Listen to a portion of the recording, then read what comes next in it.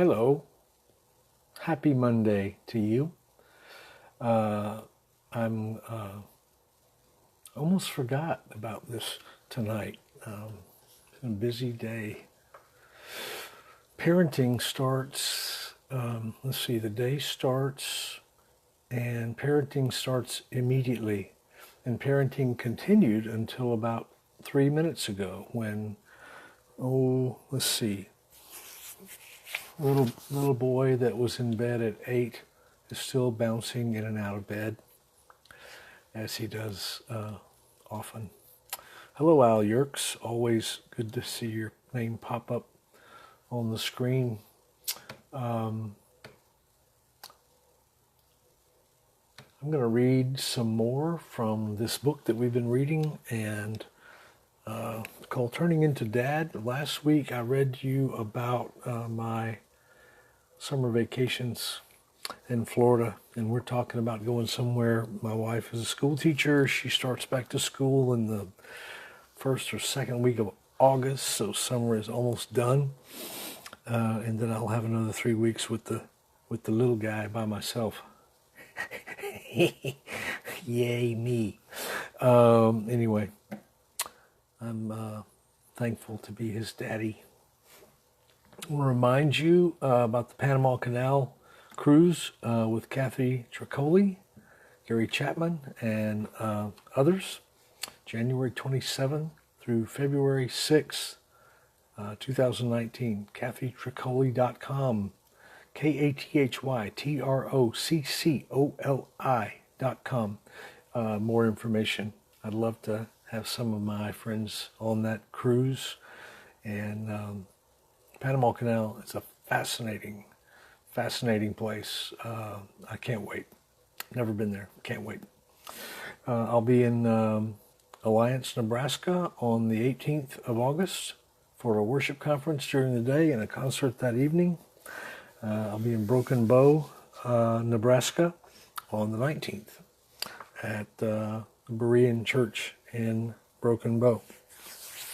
I need a haircut. This is wearing me out. Every Friday, my dad, when I was little, he would he would make he would make gestures to the fact that didn't require many words that I needed a haircut. And I remember the first Christian group I was in. I sent them, probably in the mid 70s. I sent a picture for them to use of me, and they airbrushed the hair off my ears.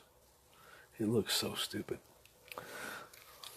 Anyway, and also it was on the collar, just touching my collar a little bit, and they brushed that off too. It was a different time, and I guess I cared. But anyway, I'm going to read to you about my ancestors before I'm going to read some of your comments as we go. Curtis Harris, hi from Katy. You're just down the road from me. My in-laws live in Katy. I looked at houses in Katy. We were thinking of moving out to Katy last year. We looked at houses, and I don't know for sure if everyone, but almost every house we looked at flooded during the hurricane. So, Curtis, I hope you did not. Clint Hendricks says to let my hair grow back out. Oh, it's such a pain. And it was so much darker then. And Kenneth Swanner from West Monroe. Hello, Kenneth. West Monroe is about 50 miles from where I grew up. Okay, let's read this. This is called The Ancestors. We are all products of those who have gone before us and from those we spend our lives with. I'm a result of just such a line of men and women, most of whom I only knew through yellow faded still pictures from a box in my mother's closet. My maternal grandfather, Grandpa Huff, was a quiet, non-huffy, dry-witted, stocky little man, a Methodist minister by calling. I never knew him well. He would show up from time to time during my childhood and call from a motel in a town 14 miles away. I know it might look odd to write that the town was 14 miles away, but when you're from a small town, landmarks stick in your head the way you were told. For me, Winsboro, Louisiana was 14 miles away, not 15, 14. Gilbert, Louisiana was 5 miles away, and Sicily Island was 9 miles away. Not 10, 9. As a child, I wasn't completely clear on why this was his method of operation, my grandfather. As I grew older and more capable of bearing the harsh truth, my folks realized that some explanation was in order. Somewhere about that time in my life, I was made aware of the marital indiscretions of my grandpa. I can't easily imagine the shame that such an affair must have dealt to my grandma, my mom, and my Aunt Lorraine. For years, I wrongly assumed that the illicit affair that imploded the sacred union between my grandpa Huff, and the woman I always knew as Grandma happened during my mother's childhood. I filled in the blanks in my imagination as to what it must have been like for her.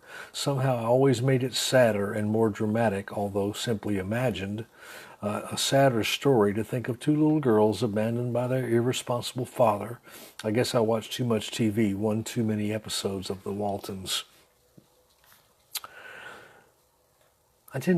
Back then I tended to make a lot of things sadder, even songs. A little less melancholy these days. I learned the real truth just a short time ago. Well, remember, this was written in 2009. And I found out that my mom was old enough to be living on her own as a single girl in the small town of Wisner, Louisiana, a school teacher in 1949. As you can imagine, a minister's moral failure was even more devastating at the dawn of the 50s, when everyone was supposed to be lining up in the cast of the unrealistic shadows of Ozzie and Harriet or Ward and June Cleaver. I never believed that the glowing, innocent decade was as spotless as we've been told, and I lived in it. Under all those starched and pressed shirts, skinny ties, and pearl necklaces lived the easily deceived and frequently led astray hearts of mere mortal human beings. But those things, for better or worse, weren't paraded in front of the television audiences so enamored with the simple tales of Mayberry and the darker characters so quickly brought to justice by the unfailing hand of Perry Mason.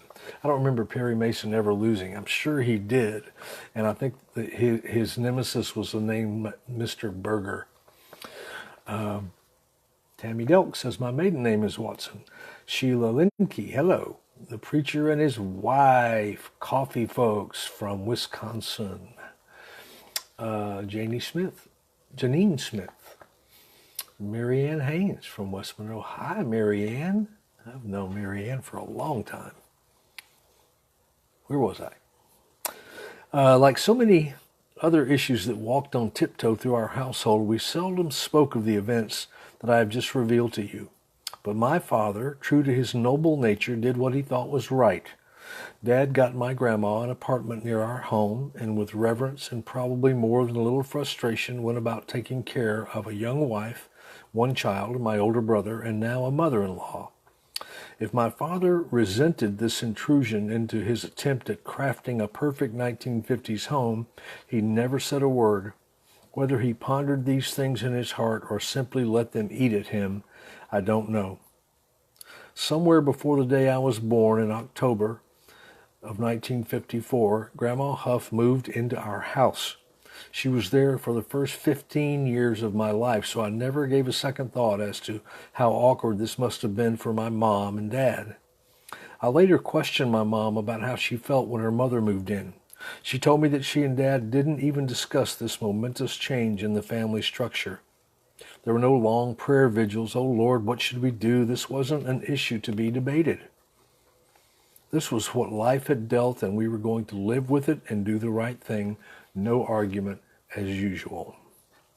We lived in what we thought of as a normal 3-bedroom house with 2 bathrooms. And yes, the bathrooms were inside, although it would have made a much better story to rattle on about walking miles and miles to the bathroom both ways. Looking back, there must have been a lot of unexpressed and maybe even unrealized tension for my mom to have her mother looking over her shoulder at every turn. There was little room or tolerance for privacy.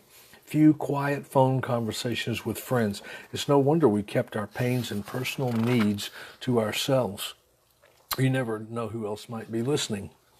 The concept of too many cooks in the kitchen must have been as thick as fog, and I do remember that. You need more salt in the gravy. That's too much pepper in the beans. The living room is a little dusty. Day in and day out for 15 years, as far as my young ears knew, never a pot was thrown and few, if any, harsh words were spoken between them. It would have been very un-June Cleaver-like. Now, I wonder, though, was there some internal kettle boiling over or what? Conflict resolution has been a thorn to me, and I guess I came by it naturally, but I'm really tired of that excuse. To resolve conflict, you have to first acknowledge that it exists. The silence that seems to indicate peace and tranquility might be hiding a brewing storm. Nowadays, in important relationships, I try to disclose complaints and concerns before they turn into resentment and contempt, but not always. That's just an ongoing thing. I spoke one time at Promise Keepers in Minneapolis, Minnesota, and it was under the big old dome. What was it called? The Metrodome, I think. There were 80,000 men. I played music and spoke at this Promise Keepers event, and I don't have many, if any, secrets, and I have things I don't share with everybody, but I was very candid with my comments at Promise Keepers and when I told them in, and I said sometimes we don't always settle our differences right away, and out of the 80,000 people that were there, we had a lot of good responses, lots of good messages came, and one guy wrote to me and said, "You should come live in our home and learn how to settle conflict." One guy, and it ate me up. Who is that? Larry Hernandez toured together in the 80s with Silverwind. I was the guitar player. Yeah, I remember you. Frank, yep, I remember. And Betsy was one of the singers. Absolutely. Charlene Brakefield says, I remember Silverwind. That was my first tour. Right after the volcano, what was it called? Mount St. Helens blew up. I ended up in the Northwest touring, opening for Silverwind. Back to the book. It's hard for me because I'd rather assume the posture of peacemaker. You know, if you can't say something nice, don't say anything. That intention can be good, but it can also keep you from addressing important problems that could be easily corrected if caught early. Left to boil, they get messy. This is one trait of my father's I'll keep trying to shed. While I appreciated what I saw as his quiet self-control, I can't help but think it contributed to his internal fire and some of his discontent. To be fair, I don't think my father or those that walked alongside him in his day intentionally kept things down. I'd be more inclined to believe that he just thought, I'll take care of it myself, and I really don't need anyone else to know about it, and I certainly don't need any help. It's a very Southern male thing. Probably male thing in general. If I've learned anything, I know there are some things I know and some things I can do, but in some areas I know absolutely nothing and need help from others. I need their expertise and their insights. At this point, by the grace of God, I'm ready to live in the knowledge of that weakness and try to grow out of it. I pray the same thing for my sons and for their sons and daughters. One of my Grandma Huff's favorite stories, at least the one she told me, was of the day that she slipped and fell on our kitchen floor, breaking her hip. And this is like mid-1950s, probably 1956. She always patted me on the head with appreciation and told me how sweet she thought it was that I, as a 2-year-old, had tried to help her. "I'll help you up, Grandma," she said. I said. Now, this was around 1956 or so present-day medical miracles were still on the drawing board. There were no hip replacements that we knew of, and I guess small-town medical technology did the best it could, but Grandma Huff was never able to walk very well again. Over the many years of her life that followed, her mobility was dependent on first a walking stick, then a metal walker that made a pretty good fort for a hiding place if you threw an old sheet over it. After the walker, my grandma was confined to a wheelchair. It didn't seem to dampen her cheerful heart and spirit. She had endured pains that were deeper and more unrelenting than a broken bone. I will say this once and think it for the rest of my life. I wish I had known my grandma better. I wish I had been more attentive and sensitive to her needs, her sadness, and I wish I could know more of her fortitude and how she persevered. I would only see the strength and the joy of my grandma fade when the phone would ring, bringing that rare long-distance call from my grandpa. Upon receiving the call, we would all gather in the car with an air of quiet duty and drive the 14 miles to Winnsboro. Once a year or so, at a small motor court called the Motel Owen, which is not there anymore, sadly, Grandpa Huff would journey and spend a few hours with his baby girl and his 2 grandsons. These were awkward but not overly weird visits. To be honest, they were adventures in naivete for my brother and me. Heck, we didn't have a clue as to the fragile family politics of these irregular grandpa sightings. We just wondered why Grandma wasn't included. The shame of this old sin hung over my grandpa for as long as I knew him, unfortunately. Every visit that I can recall ended with him in tears, and I never knew why. He always gave us gifts, a little money, old coins. One time he gave us a rifle and then a shotgun and other things that grandfathers give their male heirs. But no matter how many laughs or gifts, the tears always flowed with no explanation at the end and lasted until we had driven away. I still see him waving goodbye, wiping his eyes with a big white handkerchief. The last letter my mother received from him before he died reflected some of the agony and pain that he lived with all of his days. Time might heal everything, but sometimes the scars of remembrance can hold a venom all their own. And this is how the letter went from my grandpa to my mother. Dear Alma, I shall never stop thinking of you and your family and grandchildren and great-grandchildren. I love each of you, and I have a dresser 5 feet in width, and I have pictures strung from one end to the other, the last thing I see at night and the first thing I see in the morning. I'm still praying for you all, though you may think I'm not worthy to offer prayers for you. This is right before he died, so he lived with this agony every day. He goes on to say, when Daniel was caught praying, they put him in the lion's den, but that didn't stop him. Neither can anyone stop me from praying. I wish to leave my blessing with you and hope it makes the path you travel brighter and it makes you whole again. So in the end, it will be so bright we can all march together in peace and joy and assurance that we haven't missed the mark. Goodbye for now, Dad.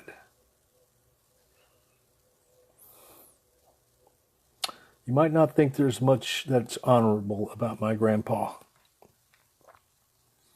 He brought scandal upon his family that will be remembered through many generations, but I tell you this, I have to admire him for not being ashamed to live broken. He lived in brokenness and regret and still carried on a meaningful life and a meaningful ministry of the gospel with a love and friendship that I knew very little of.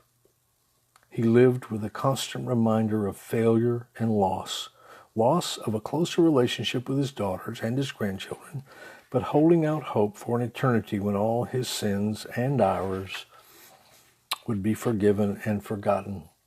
And I don't know if he ever really thought, we don't have to wait for eternity for sins to be forgiven, do we? They're forgiven. So right now you're thinking, boy, one day when I'm gone, I'll really experience what it means to be forgiven and know what grace and mercy is all about. You don't have to wait. Don't wait. And if there's somebody in your life, in your family that you've stayed away from, just do whatever you can to bring peace to it. Life is too short. There are too many things that happen from day to day that could take you out and take that person that you love out, and you'll regret it for a long, long time. So I'd encourage you to make peace where you can. You might, okay, I've read that. When none would be so vain as to cast the first stone, when everyone realized their need for God's mercy and grace and would finally find it and revel in it. That completed the other thought. Regret is an annoying and painful companion, and people that say they don't have any, I would be suspicious of them. Our sins will find us out, and there is a price to be paid. There are lessons to be learned here for me, perhaps for you too. There's always a price. I went into my darkest hours, the darkest night of my soul in 2005, and I had no idea how long-lasting the collateral damage would be. But I do know that forgiveness is for this time and not for simply for eternity. I know that. And grace and mercy. And if God is done with us, if he's through with us, then he will take us. But if you're here and I am here, we'll make something of it. We call my, oh, wow, this goes on a while. I might need to go. Well, I'm going to finish this. Now we get to the paternal grandparents. We call them Granny and Granddaddy. I don't know how we pick these names, but I tell you this, once assigned, they stick. I guess there's a limited pool to select from back then, yet using those terms relieved us of having to identify them further. When you say Granny, when Granny came out of my mouth, everybody in town knew who I was talking about. Granny was a tiny, high-spirited woman, strong in conviction and in faith. She would take my dad to church for any or no reason. In other words, anytime the door is open. I don't know if she had keys or, for that matter, whether the doors even had locks. She and the other mothers would put the babies on a blanket on the floor. There was no nursery. That was to be invented by some progressive cleric of the future who had just had enough of screaming babies chiming in during his heavenly orations. In my teenage years, whenever we would go across our little town to spend the night at Granny's house, we'd always lie in bed, stunned and amazed and more than little amused at the power she could generate with her snoring. The structure of that frame house on the highway must have been awfully strong. I'd like to shake the hand of the man that put that place together. Granny Watson took control and didn't take much guff from anybody. When we were kids, one of the most primitive events we ever witnessed was my granny pulling the heads off live chickens. I can still see it. A short time later, dinner would be on the table. Now that is fresh. I guess aware of the fate of the poor, unsuspecting chickens, we always had great respect and reverence for Granny, realizing that our heads were so delicately attached to our own necks. Like I said, she didn't take much guff off anybody, especially chickens. Granny had long black hair, but you'd never know it unless you happened to be around after a good rain. She would take out all the pins that held the great mass in place and let her hair fall and wash it in fresh rainwater. As far as I know, that was the only time my granny ever let her hair down. Her husband was the patriarch of our family, Granddaddy, we called him. I don't think he ever called me anything. And as far as I can remember, I don't believe he and I ever had anything you could remotely call a conversation. He, too, was a quiet, gentle man and a merchant in our town. He owned and ran a store that sold groceries and a little bit of everything else. If there was money trouble or if the place was ever in jeopardy of closing, I never knew about it.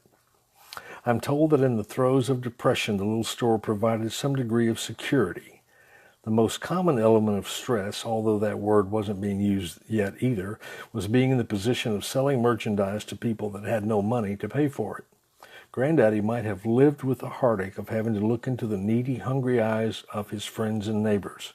Maybe those were some of the thoughts he was pondering as he would sit silently and stare off into the distance.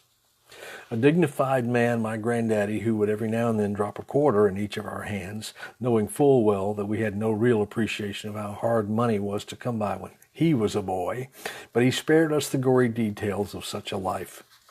Granddaddy was somewhat typical of the strong male type of the era. He was not involved in church, though he went all the time. His life, in its present state of hardship, might have preempted his ability to contemplate the glory of the hereafter. But that's pure speculation on my part. As I said, Granddaddy certainly never discussed such things with mere children. He wouldn't voice his prayers out loud, whatever they might have been. In every congregation, and I think this is still true, in every congregation you had those that prayed out loud and those who didn't. I think the out louds and the not out louds were probably identified early in life, and few players ever changed teams. He would sit with the men in church apart from the women and babies on blankets. In keeping with another tradition of the time, I honestly think this was a good one that I think we might consider resurrecting. He and the other men would always eat first and then would retire as the women and children finished what was left. That's a great idea. Yes, I feel guilty. When I wrote that, I felt guilty about everything. Yes, I feel guilty for feeling this way, but sometimes I can't help but wonder, what were they thinking when they carried on this way? How did they manage to pull it off? I remember the death of Granddaddy Watson. Not the day or the year so much, and not really even the year specifically, but I'll always remember where I was and the feeling of loss. Before that night, I don't think I'd ever been enveloped in such an intense realization of our own mortality. My brother and I were playing baseball not 5 miles away. Our cousin John, we called him nothing but Buddy, he came to pick us up that night, and that was odd. My mom and dad always did the picking up, even if for some reason they had to miss a game, which was rare. Carpools were not very popular in the early 60s, at least not in our little world. My brother Mike and I both sat in the front seat of Buddy's car that night. I was in the middle, of course, being the youngest and the least entitled to the good seat. Shotgun. It was quiet as we rolled toward Wisner, but before too long, Buddy said whatever words he chose that night to tell us that Granddaddy was dead. Then there were more than a few seconds of silence. We were just kids. This was our first death. We didn't have any appropriate, mature, insightful responses to the news that was just dropped on us. Finally, and I'll never forget this for some strange reason, I took a deep breath and let it out, a heavy sigh, after which my brother jabbed me in the ribs with his elbow. It was another lesson in repression of emotions and feelings, that little jab. Maybe that's why it still sticks with me. My ribs still hurt. These are things I have kept close and pondered in my own heart over the years. The quiet indiscretions, the strange, dignified traditions of my ancestors. Some things that were never spoken of in public or in front of the children. Even with the telling of them now, I may be placing myself in harm's way with some of my relatives. There aren't many left. I can't help but wonder, though, if some discussion and airings of these matters might have cleared the way for the rest of us to live free of the clouds that sin and hurtful traditions can bring. They are clouds that can hang on for generations, often with the descendants not even being aware of the source. But these were the influences on my father and me. These were our people. Guilt is a terrible thing. Guilt is a horrible motivator. Guilt does not make me want to do better. Guilt makes me want to quit. Guilt makes me want to sit in the corner and not leave the house. The realization of forgiveness makes me want to get out of the corner. Forgiveness and the freedom it brings in Jesus makes me want to leave the house and do something productive with my life.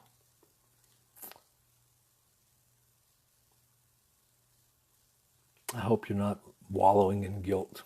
I lived a pretty straight-laced life, and still I had a lot of guilt. I've shared this many, many times in concerts and things. But I hope tonight you're finding peace where you are. I hope you'll continue to visit with us. I want to say hello to some of the folks that have joined in. Abner Sanchez, hello. Kathy Logue.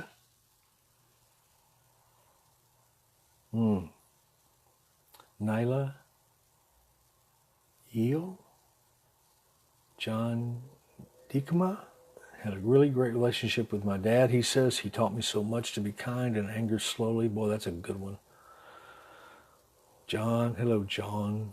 Sandy Kelly from Baker, Louisiana. Andrew, hi, Andrew. Kathy Donathan, I'm not sure how to pronounce your name, Kathy. Logue, Logue, but she said, my sister and I have been estranged for 11 years. Please pray for us. So all of you, if you would, breathe a prayer for Kathy's sister and her. Time just, when you're not in contact with family, it just can, time just blows by. So get your courage up and make a phone call. And forgiveness goes both ways. It's good for you and it's good for those you forgive. Jennifer Oosterhouse, what a dear grandpa that God gave you. God heard all his prayers. He did. Lori Hanslick, my husband and I saw you on our second date. 30-year anniversary. Good for you. Tom Hughes. Hey, Tom Hughes. I guess that's the Tom Hughes I know that we played golf together. We used to play golf. I used to play golf. I hadn't played golf since December, Tom. I have a 4-year-old. It's not allowed. Anyway, no time. Well, all of you that have joined in tonight, I'm sure I haven't mentioned all your names, but I love coming back at the end and seeing your messages, and after you've had time to ponder, for being with us. Again, I will alert you when the next time is. Remember, I'm not sitting in the corner. I'm still playing music and concerts, and if you would like to tune in this Sunday at 9:45 Central Time, I'm going to be leading a service at Chapelwood United Methodist here in Houston. Chapelwood.org, Chapel Wood, one word, chapelwood.org, and you can look at the live stream at 9:45. And you can look at the archives if you'd like to look back at some of the things. Anyway, God bless you all. I'm going to tuck it in here in a few minutes and hope you have a great night's sleep, good peace, blessings to you all. Thank you.